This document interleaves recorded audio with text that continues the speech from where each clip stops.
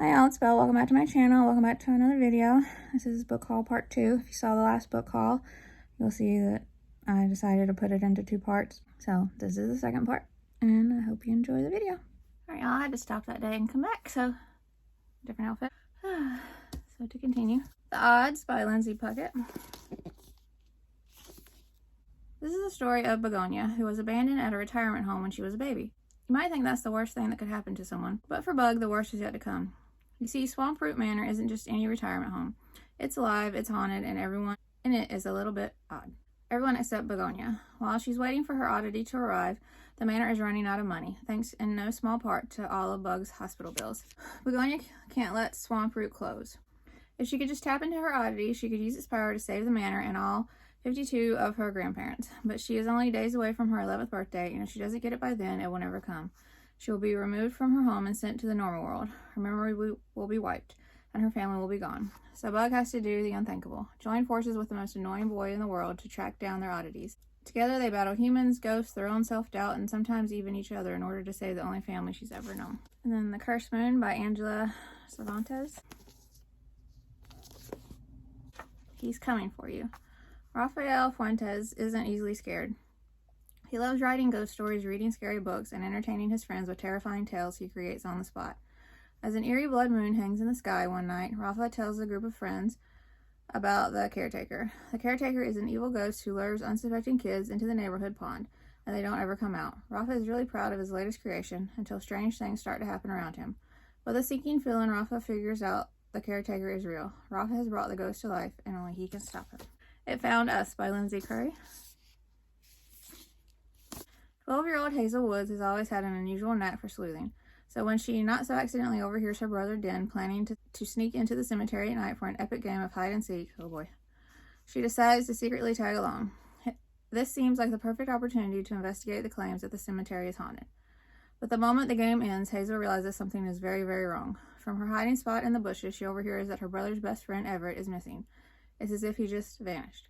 Hazel and Den are determined to find Everett, but as they begin to unravel the terrifying clues that have been appearing since that night in the graveyard, eerie whispers that sound like someone counting, the intermittent smell of smoke, and the cold, lost presence that follows them everywhere, she's not sure what they are dealing with. Everett needs more than search parties and scent tracking dogs to find him, especially if his disappearance is tied to the history of the cemetery and the lost spirits that might still be trapped there.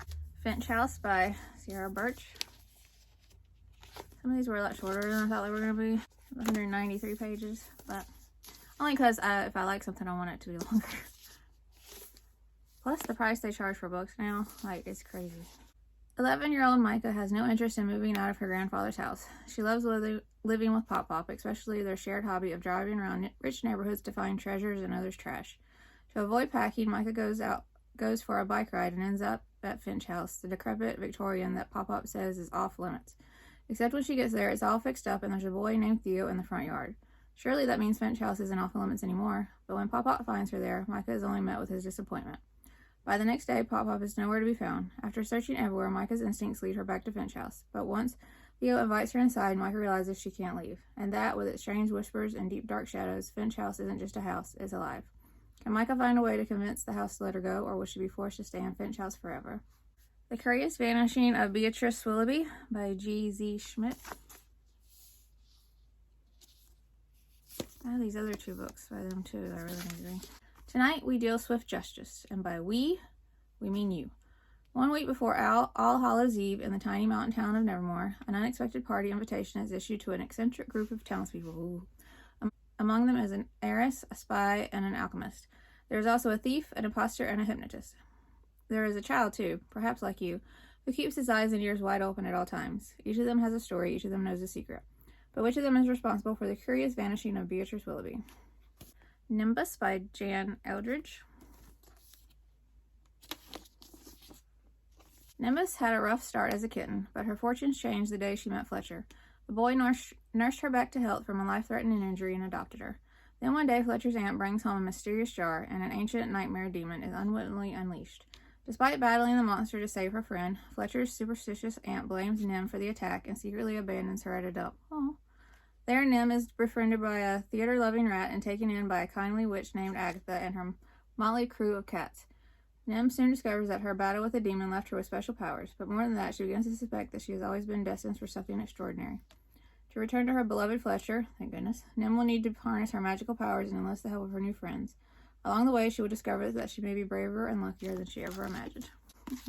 There's a rat. And then The Spirit Glass by Roshani Chokshi, and she's the author of the Arusha series, which is one of my favorite all-time series.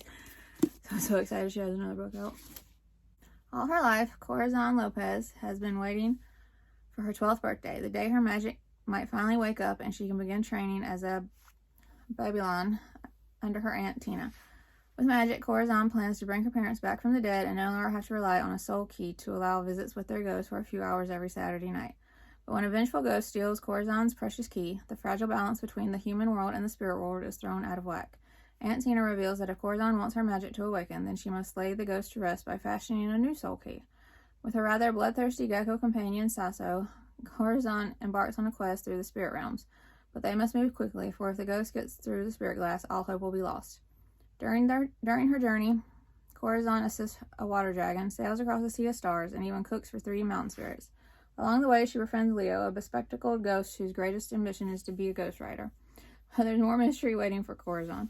What is the story behind the spirit who stole her soul key? And what if the greatest act of love isn't holding on, but letting go? Tessa Mayada is No Hero by Julie Abe. There's so many books by her I need to read. Welcome to the City of Legends, where gods and enchanted spirits dwell. Tessa Mayada has never fit in. When she and her 2 sisters are told they will be staying at their grandparents' house in Japan, Tessa is thrilled. This summer could be her chance to go on an adventure worthy of impressing her classmates back home. But she soon realizes that life in Japan is just like California. Her sisters are old enough to go into Tokyo, while her grandparents want her to stay home with the neighbor kid, Jin Urara, who's made it clear he's too cool to spend time with a weirdo like her. When Tessa is finally allowed to go to Tokyo, it's to join her grandpa's retiree aerobics class with none other than Jin.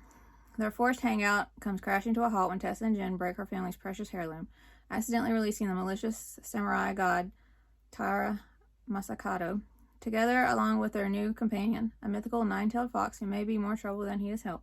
They discover a hidden part of the city where gods and mythological creatures walk among humans. Tessa and Jin must now work together to stop Taira Masakato before he traps them and the rest of Tokyo under his command forever. The super secret Octagon Valley Society by Melissa de la Cruz. After passing an intense exam, Edwin Edgefield becomes one of the lucky few to attend an exclusive weekend in the mysterious high-tech institute of the uber-famous, ultra-bazillionaire genius recluse Anasander Octagon. Edwin hopes he'll meet other kids like him, kids who will accept him even though he's got a photographic memory, genius-level math skills, and some very specific personality quirks. But when he meets the other misfits, students, he starts to wonder if they're all in the right place. There's amateur rapper Lil Kimmy, Lil Kim, violin prodigy Julie, video game obsessed Anton, teacher's pet Ting Ting, mean girl Maureen, and surfer dude Dilip. And we're not even going to talk about Harold. Are you sitting down? Because this is when things get really weird. Octagon's weekends events include an escape room challenge, a zero-gravity chamber, a river full of piranhas, and some ninjas? Surviving in Octagon Valley may require these outcasts to embrace their inner weird and become greater together than they ever could separately. Those who rise to the wacky occasion will be treated to the biggest, most spectacular surprise of their lives. A chance to be truly extraordinary. And lastly for this video, The Widely Unknown Myth of Apple and Dorothy by Corey Ann Hayden. So pretty. Every winter solstice, today's earthly descendants of Greek gods, nymphs, and muses must visit Mount Olympus to preserve their near-god status, until Dorothy's mother refuses to go, sealing her fate and dying a human death shortly after. In retaliation, the gods release an ultimatum. Return to the heaven as gods or live as humans on earth. Everyone must now make a choice. Dorothy is already at the bottom of the godly chain as the descendant of the infamous Pandora. Without her mother, Dorothy's world becomes quieter, stiller, and her grief consumes her.